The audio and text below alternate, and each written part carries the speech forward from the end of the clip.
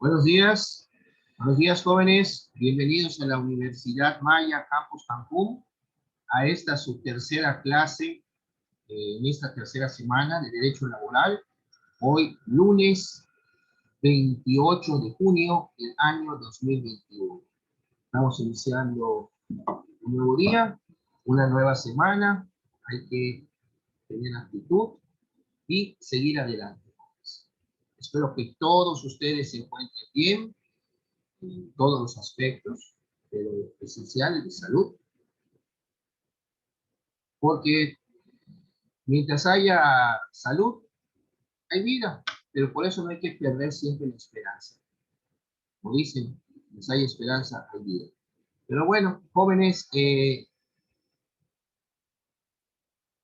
a los jóvenes de tercer cuatrimestre de las licenciaturas en Administración y Contaduría, se les informa, antes de dar inicio a esta clase de Derecho Laboral, que ya está en plataforma su examen parcial.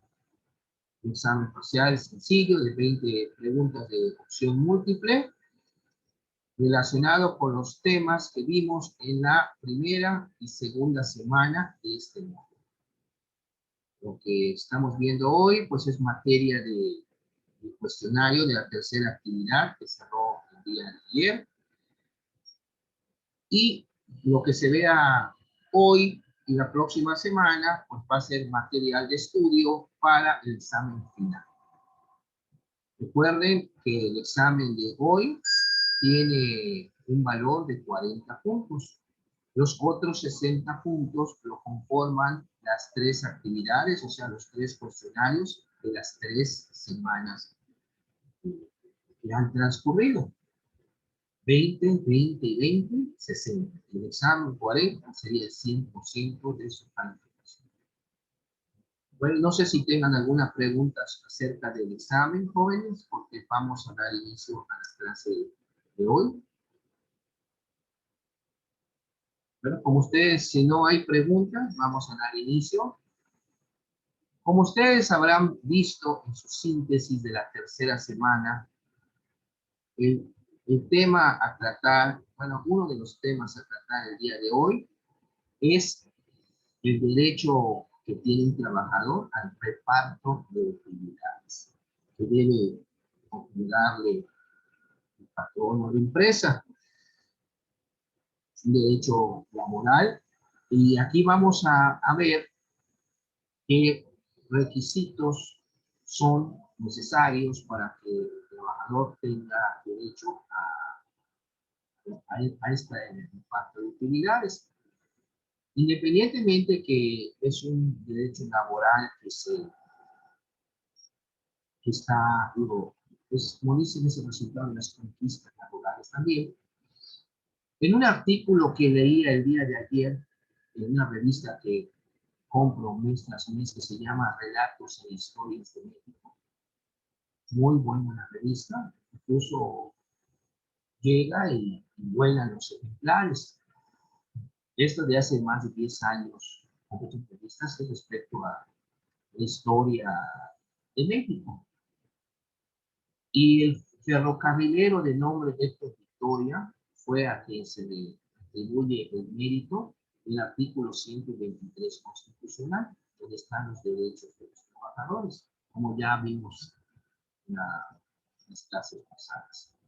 En este artículo está muy interesante respecto de cómo fueron todas las acciones que se emprendieron para que ese artículo 123 que se previó ya en la Constitución actual, que es la de 1917, pues se siguiera aún en vigor.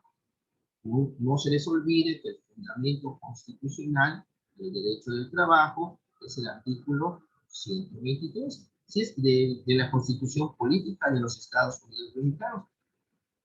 Ustedes también ya se dieron cuenta que hay una ley reglamentaria respecto a ese artículo, que es la Ley Federal del Trabajo, donde pues ahí pues está la cuestión jurídica, se desplaya en dicha cuestión. Hay aparte los criterios de los más altos tribunales respecto a así funciona. Pero en sí, aquí es básico. Si se les pregunta cuál es el fundamento del derecho laboral, el artículo 123 constitucional y la ley federal del trabajo.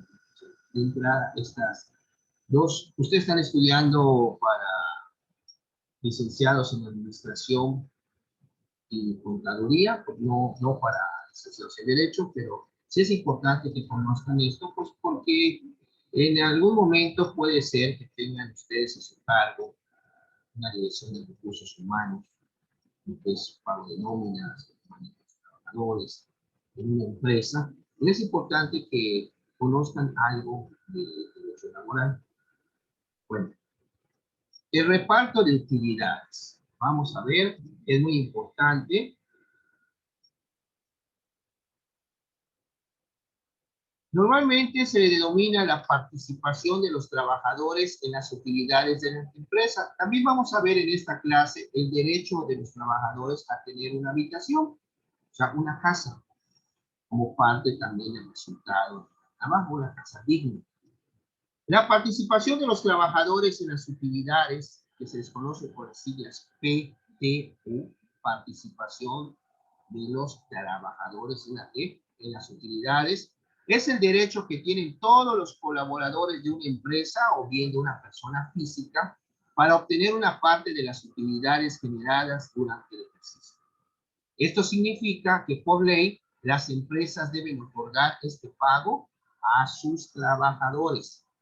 La participación de los trabajadores en las actividades, el PTU, es el derecho que tienen todos los colaboradores de una empresa, o también, como ya les mencioné, de persona física, para obtener una parte de las utilidades generadas durante el ejercicio de que se trate. Vamos a ver también aquí los términos para el pago de esas utilidades y cómo se tasa dicho pago, de cuánto va a ser.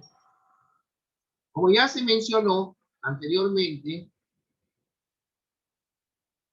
el reparto de utilidades es un derecho, pues se encuentra estipulado en la fracción novena, apartado A del artículo 123 de la Constitución Política de los Estados Unidos Mexicanos y en el artículo 120 de la Ley Federal del Trabajo. 123 en la Constitución, pues es el fundamento constitucional, y 120 en la Ley Federal del Trabajo, reparto de utilidades. Esto significa que por ley las empresas deben otorgar este pago a sus trabajadores. La importancia de hacer valer este derecho laboral radica en la intención de una justa distribución de la riqueza y de la igualdad social, así como la estimulación de la productividad de los trabajadores. O sea, uno de los problemas que hay debido a las clases, si es cierto, es parte de que la riqueza se encuentra en manos de unos cuantos. Si nos metemos a la cuestión de socialismo y comunismo, no quiero entrar en esos temas, pero bueno, ahí valora mucho lo que es el trabajo, el esfuerzo del trabajador. O sea, da su trabajo para que el dueño de los medios de producción pues obtenga una buena cantidad por su ingreso, pero de eso nada más le paga parte, que es lo que va a constituir el salario de los trabajadores. Se puede estar trabajando en una empresa donde el patrón es rico y se sigue siendo rico, pero el pago, los sueldos, no son del todo, agradables. Pero bueno, la importancia de hacer valer este derecho radica en la intención de una justa distribución de la riqueza e igualdad social, así como la estimulación de la productividad de los trabajadores. O sea, estimula, si están ustedes en su trabajo y hay un ingreso extra, bienvenido. O sea, yo creo que nadie está peleado con el dinero. Pero bueno, creo que sea de manera lícita. A eso me refiero. Pues bueno, si van ustedes, por ejemplo, a McDonald's, ahí está el cuadro con la foto del empleado del mes. ¿No? Le están haciendo un reconocimiento, lo están motivando. Pero también se debe motivar pues con dinero.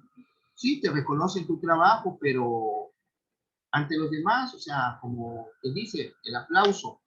pero es importante que la motivación del trabajador para que produzca mejor no es solo reconocimientos, fotos o diplomas o aplausos, sino también un ingreso extra. Y por eso está contemplado, entre otros, podemos decir, el reparto de utilidades. Porque al trabajador le pueden reconocer al mes pues, con uno o 2 días extra de salario. Le pueden reconocer también que hay empresas donde a sus trabajadores, independientemente de ese derecho, les dan sus 2 o 3 días para que vayan a pasarla con su familia en un hotel, en una playa, y eso estimula mucho al trabajador, todos estos jóvenes, porque lo primero que van a hacer es conservar su trabajo, evitar meterse en problemas, ser más productivos. Hay que pensar como trabajador también. Todos, una vez en la vida, hemos estado o hemos trabajado de manera subordinada. ¿Qué quiere decir? Donde tengamos un jefe. En lo particular, pues, es trabajado en iniciativa privada y también en el gobierno. Estaríamos hablando del apartado A, el apartado B del 123 constitucional. Pero ahora me dedico a lo que es el litigio, es el ejercicio de mi profesión como licenciado en Derecho, y aparte soy catedrático en la universidad, como ustedes pueden ver. Y la cuestión de ser maestro ayuda mucho porque te actualizas. Tienes que actualizarte para la clase y a la vez tú te actualizas como profesionista. Bueno, bueno, continuamos, perdón. Los patrones deberán informar a sus trabajadores o al sindicato donde pertenezcan esos trabajadores si se declararon utilidades en el ejercicio inmediato anterior por medio de una copia de la declaración anual previamente elaborada. O sea, tienen que informar a sus trabajadores o al sindicato si hubieron utilidades, como con la declaración fiscal. Cuando se declara en Hacienda, mira, hubo tanto, y de ahí se va a partir para hacer toda la operación matemática para poder sacar cuánto va a ser lo que se va a pagar como o por concepto de reparto de utilidades. ¿Cómo se reparte la PTU? La utilidad repartible va a ser dividida en 2 partes, o sea, lo que se va a repartir, que se distribuirán de esta forma. La primera parte de lo que se saque para el reparto de utilidades se repartirá por igual entre todos los trabajadores sin importar el monto de los salarios, considerando únicamente el total de los días trabajados por cada empleado durante el año. Se va a tomar primero, bueno, cuántos días se trabajaron durante todo el año, que es el que se va a pagar. Segunda parte, se va a repartir en proporción a la suma de los salarios percibidos por el trabajador durante un año. O sea, vamos a poner, se saca un 10% y un 5% va para la primera parte que les expliqué, cuántos días se trabajaron el año que se va a pagar y cuánto percibió el trabajador durante ese año. La distribución de las utilidades se deberá efectuar dentro de los 60 días naturales siguientes a la fecha del pago del impuesto anual. Ustedes ya vieron que el último día para las empresas, para la declaración de impuestos, es el 31 de marzo. Entonces estamos hablando del 31 de marzo, pues es la declaración del año anterior. Por ejemplo, el 31 de marzo del 2021 se está declarando 2020. Bueno, en este aspecto, el 31 de marzo es el último día. Contamos 60 días naturales, o sea, cuenta sábado y domingo. Sería abril y mayo para el pago del reparto de utilidades. Como dice, repito, la distribución de las utilidades se deberá efectuar dentro de los 60 días naturales siguientes a la fecha de pago del impuesto anual. En el caso de las personas morales en el régimen general, estamos hablando, como mencioné, de las empresas, tienen la obligación de repartir las utilidades entre el 1 de abril y el 30 de mayo de cada año. Vamos a ver más adelante cómo las utilidades hay que separar el porcentaje, que es el que precisamente se va a dar a los trabajadores por concepto de reparto de utilidades. La PTU que recibe un colaborador puede ser sujeta de algunos descuentos, o sea, lo que te van a dar por reparto de utilidades se te puede descontar en los casos siguientes. Por ejemplo, que hayas adquirido alguna deuda con el patrón, ya sea por el anticipo de utilidades perdidas, desperfecto, o bien porque adquiriste algún producto que produce, valga sea la redundancia, la empresa. Esta suma no podrá ser mayor al 30%, excepto cuando se trate de trabajadores con el salario mínimo. En el caso también de los problemas de la pensión alimenticia, cuando se paguen pensiones alimenticias en favor de la esposa, hijos y o ascendientes, que sea decretado por la autoridad competente, en este caso, un juez familiar. También en el caso del impuesto sobre la renta que corresponda, en su caso, por las utilidades percibidas. Asimismo, existen situaciones que eximen a un patrón de pagar la PTU. Estos casos se limitan a los siguientes, cuando el patrón pues, no tiene la obligación de pagar esta parte de utilidades. Las empresas de nueva creación durante el primer año de funcionamiento, las empresas nuevas en la industria extractiva durante el periodo de exploración, las instituciones de asistencia privada que no tengan fines de lucro, pues lógicamente no hay lucro, no es ingreso.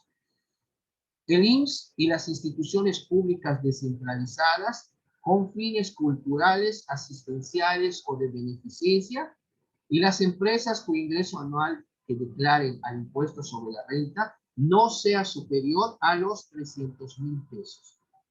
Así que, si eres patrón, aún estás a tiempo de cumplir con esta obligación laboral. Bueno, ya pasó, estamos hablando de abril y mayo, ya estamos casi por terminar junio.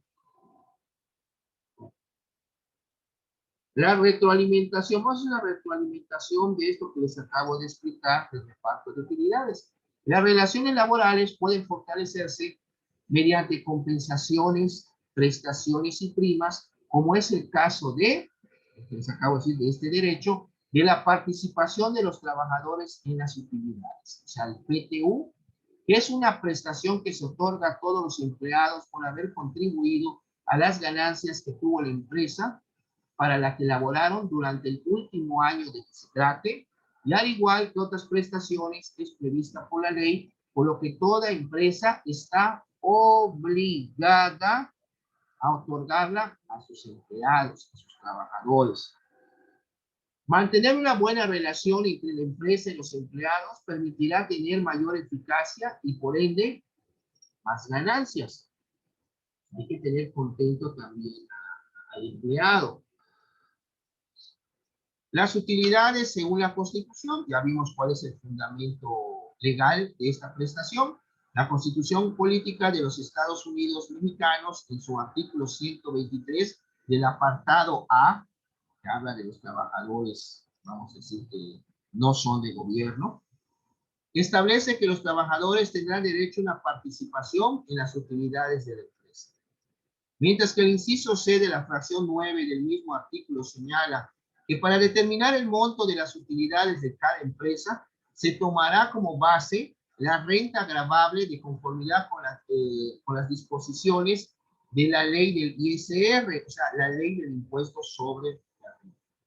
Las utilidades según la Ley Federal del Trabajo. Este reparto, ya vimos también de utilidades, se encuentra incluido en el artículo 120 de la Ley Federal del Trabajo, donde se especifica que el porcentaje fijado por la Comisión Nacional constituye la participación que corresponderá a los trabajadores en las utilidades de cada empresa.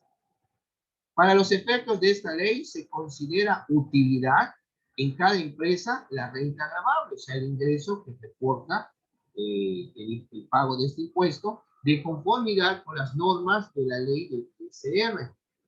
La resolución de la tercera Comisión Nacional para la Participación de los Trabajadores en las Utilidades de las Empresas señala que el concepto de renta gravable equivale y corresponde a los ingresos que se gravan por motivo del ISR. Además, señala que todas las entidades económicas, de acuerdo con el artículo 16 de la Ley Federal de Trabajo, así como las personas físicas que tengan trabajadores, estamos hablando aquí de personas físicas, y sean además contribuyentes del ISR, están obligados al pago del PTU. Ya vimos cuáles son las personas que están exceptuadas de la obligación del reparto de utilidades. Bueno, el derecho de los trabajadores a participar en el reparto de utilidades se va a ajustar a las siguientes normas. Primero, los directores, los administradores y gerentes generales de las empresas no participarán en el reparto de las utilidades. Los demás trabajadores de confianza participarán en las utilidades de las empresas, pero de confianza. Si el salario que perciben es mayor del que corresponda al trabajador sindicalizado, o sea, de más alto salario dentro de la empresa, o a falta de este, al trabajador de planta con la misma característica, se considerará este salario aumentado en un 20% como salario máximo.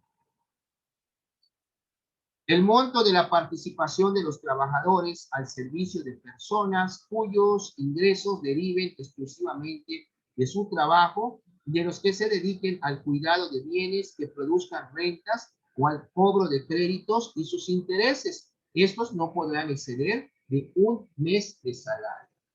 En el caso de las madres trabajadoras, durante los periodos de pre y postnatales, y los trabajadores víctimas de un riesgo de trabajo durante el tiempo que tengan incapacidad temporal serán considerados como trabajadores que estén en servicio activo. En la industria de la construcción, después de determinar, qué trabajadores tienen derecho a participar en el reparto, la comisión que se refiere al artículo 125 adoptará las medidas que juzgue conveniente para su citación. Los trabajadores domésticos no participarán en el reparto de utilidades. Los trabajadores eventuales tendrán derecho a participar en las utilidades de la empresa cuando hayan trabajado 60 días durante un año, por lo menos. Ahora, ¿cómo se va a calcular el PTU? Ya vimos que es en dos partes y que se pague cada parte, pero el 10% de las utilidades totales de la empresa del año que corresponda, el 10% se va a dividir en dos pagos. La mitad del 10% de ese porcentaje de las utilidades se va a tomar, si obtuvieron, vamos a decir, 1.000.000 de pesos, el 10%, estamos hablando de 100.000. Ese es el 10%. Y de esa cantidad es lo que se va a repartir. Pero en dos partes. La primera mitad se va a repartir entre todos los trabajadores de acuerdo a los días que se trabajaron en el año de que se trate. Y el saldo o el resto de ese porcentaje va a ser distribuido proporcionalmente a los sueldos anuales de cada trabajador. Los directores, socios, accionistas y gerentes generales no participan, como ya dijimos, en el reparto de utilidades, así como trabajadores que no mantengan una relación de trabajo subordinado. Tiene que haber un trabajo subordinado. Tiene que haber en la jerarquía un patrón, un trabajo y un sueldo. Para definir el monto, es importante considerar que este se basa en el sueldo percibido del trabajador y los días laborados durante el ejercicio fiscal en cuestión. O sea, para saber de esa cantidad que ya se separó, cuánto se le va a pagar a cada uno, pues son los criterios que se aplican. Para el cálculo de reparto de utilidades, el monto a repartir, como ya se mencionó, se divide en dos partes. Ahora, ya vimos cómo se distribuye la utilidad, esos dos criterios, tomando en cuenta el total de días trabajados en el año que se trate, y segundo, en proporción al monto de los salarios devengados por el trabajo prestado durante el año. De acuerdo con el artículo 122 de la Ley Federal del Trabajo, el reparto de utilidades entre los trabajadores deberá efectuarse dentro de los 60 días siguientes a la fecha en que se pague el impuesto anual, o sea, la declaración fiscal, aun cuando esté en trámite la objeción de los trabajadores. Y la PTU deberá entregarse para personas morales a más tardar, como ya vimos, mayo, y las personas físicas tendrán como plazo este mes, que todavía quedan 3 días contando el día de hoy, vence para personas físicas el 30 de junio, porque es marzo, abril, el 30 de abril fue el día, otro día para declaración fiscal de las personas físicas, mayo y junio son los meses, y por eso tenemos aquí junio, que es el límite. Sin duda, los recursos humanos son un pilar. A ver.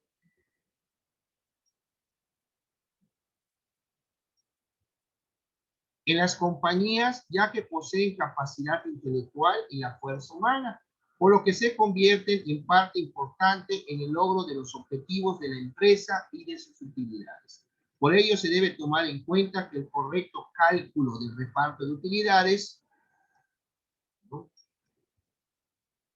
es fundamental para no afectar los derechos de los trabajadores. Cualquier empresa que deba integrar el concepto del PTU a la nómina de sus trabajadores, el empleador o el patrón deberá consultar con un asesor o un experto en la materia, aunque también existen muchas empresas que ponen a disposición un software encargado de calcular la nómina, como hay uno que menciona en el internet como Villanet, que ofrece lo que es el servicio de lo que es la norma electrónica multiempresa para capturar y timbrar los recibos de nómina, permitiendo gestionar aspectos contables y así cumplir con las disposiciones de ley.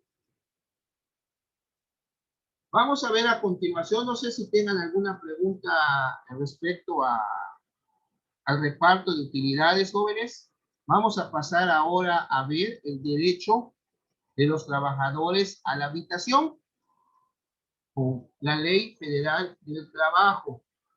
El artículo 136 establece la obligación, dice claramente, toda empresa agrícola, industrial, minera o de cualquier otra clase de trabajo está obligada a proporcionar a los trabajadores habitaciones cómodas e higiénicas.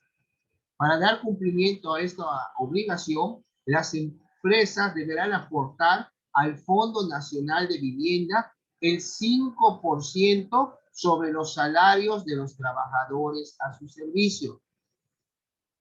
El 137 nos menciona el Fondo Nacional de la Vivienda, ahí donde va a entrar todo ese dinero, es destinado para este rubro, tendrá por objeto crear sistemas de financiamiento que permitan a los trabajadores obtener crédito barato y suficiente para adquirir en propiedad habitaciones cómodas e higiénicas, o bien para la construcción, reparación o mejoras de sus casas habitación, y para el pago de pasivos adquiridos por este concepto. O sea, ese fondo que se va formando por motivo de ese 5% que se va depositando, tomado lógicamente de lo que es la cuestión del salario, se puede destinar no solo, digo, para la adquisición en propiedad de las casas, sino también por si tienes un terreno y quieres construir, si quieres hacer una reparación en tu casa, o quieres hacer una mejora, poner un cuarto de más, y también ya sea para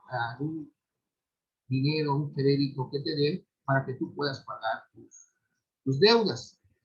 El artículo 138 menciona que los recursos del Fondo Nacional de la Vivienda serán administrados por un organismo integrado en forma tripartita, por representantes del gobierno federal, de los trabajadores y de los patrones.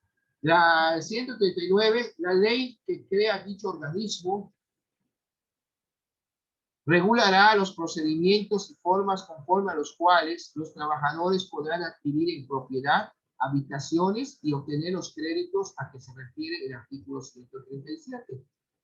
En el 140 vamos a encontrar que el organismo a que se refieren los artículos 138 y 139 tendrá a su cargo la coordinación y el financiamiento de los programas de construcción de las casas habitación destinadas a ser adquiridas en propiedad por los trabajadores. Las aportaciones al Fondo Nacional de la Vivienda son gastos considerados, ojo jóvenes, de previsión social de las empresas y se aplicarán en su totalidad a constituir depósitos en favor de los trabajadores que se van a sujetar a las bases siguientes.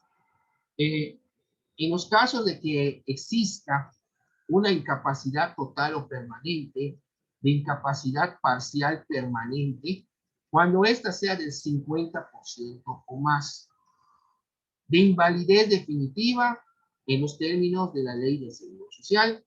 En caso de jubilación o de muerte del trabajador, se entregará el total de los depósitos constituidos a él o a sus beneficiarios con una cantidad adicional igual a dichos depósitos en los términos a que se refiere al artículo 130. En caso de que el trabajador tenga la calidad de persona desaparecida, en el caso de una persona cayó al mar, no se sabe, hay un procedimiento que se hace para que un juez pueda declarar la ausencia de la persona y pueda tener consecuencias de muerte, vamos a decir, para los efectos jurídicos de herencia, sucesiones y todo, a esto se refiere. En caso de que el trabajador tenga la calidad de persona desaparecida, nunca se recuperó el cuerpo, cayó al mar, no se sabe si está vivo, está muerto, hay un trámite que se tiene que hacer en los juzgados. Y cuente con la declaración especial de ausencia, es lo que les estoy diciendo, una declaración judicial de ausencia, se procederá de la misma forma observando lo establecido en la legislación especial en la materia. Y cuando el trabajador deje de estar sujeto, ya deja de trabajar sobre pero ya no tenga la relación de trabajo y cuente con 50 años de edad o más, tendrá derecho a que se le hagan entrega el total de los depósitos que se hubieran hecho a su favor en los términos de la ley del Instituto del Fondo Nacional de la Vivienda para los trabajadores. Y número 3, en caso de que el trabajador hubiera recibido créditos del instituto, las cantidades a que tuviera derecho en los términos de las fracciones anteriores se aplicarán a la amortización del crédito que haya solicitado, salvo en los casos de incapacidad total permanente o de muerte en los términos del artículo 145, si después de hacer la aplicación de dichas cantidades a la amortización del crédito, quedare saldo a favor del trabajador, pues bueno, este se le va a entregar el monto que corresponda. Y en caso de que el trabajador tenga la calidad de persona desaparecida y cuente con la declaración judicial especial de ausencia y en términos de la legislación especial de dicha materia, que es la civil, el pago del crédito solicitado deberá ser suspendido hasta en tanto no se le haya localizado con o sin dinero. Para la devolución de los depósitos y cantidades adicionales, bastará que la solicitud por escrito se acompañe con las pruebas pertinentes que aquí se mencionan. ¿Tienen alguna pregunta hasta aquí, jóvenes?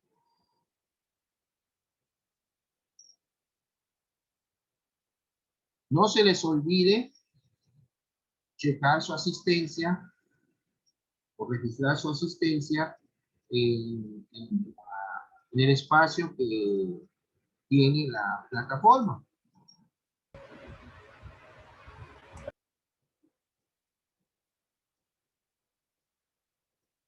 Bueno, vamos a continuar con la Ley Federal de Trabajo. Ya vimos lo del Fondo Nacional de Vivienda, cómo se forma, que es el 5%, y en qué casos, bueno, ¿para qué sirve? Ya lo vimos, para adquirir una casa, para hacerle una reparación, para hacerle una mejora, como digo, un cuarto, o bien para pedir un préstamo para pagar alguna deuda.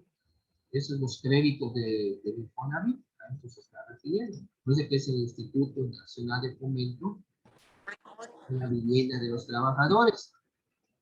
A esto se refiere. Bueno, Alan, Alejandra, América, Erika, Gloria, bueno, acá dice Patricio, Israel, Álvarez, Jessica Ortiz, Yaday, Joaquín, José, Joshua Alejandro, Julián, Carla Salazar, Lisette Palma, María Rodríguez. No se les olvide registrar su asistencia del día de hoy, jóvenes, a los dos grupos.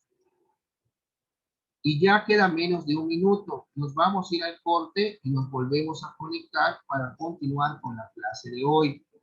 Son las 8:50 de la mañana de hoy, lunes 28 de junio de 2021.